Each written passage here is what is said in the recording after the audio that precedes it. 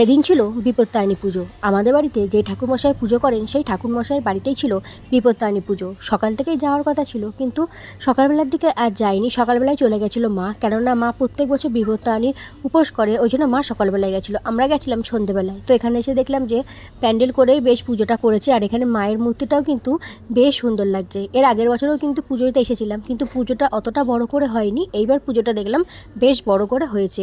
শরীরটা খারাপ ছিল, ওই ঠান্ডা লেগেছে, জ্বর, ওই জন্য না সকালের দিকে আসতে পারিনি। কিন্তু সন্ধ্যেবেলার দিকে আমি আর তোমাদের দাদাভাই দুজনা মিলে চলে এসেছি। আর এইদিকে দেখো পুজো তো কমপ্লিট হয়ে গেছে, আর এইদিকে এখন হচ্ছে হোম। প্রায় 200 লোকের মতো নেমন্তন্ন ছিল, আর রাতে খাওয়া দাওয়ারও ব্যবস্থা ছিল।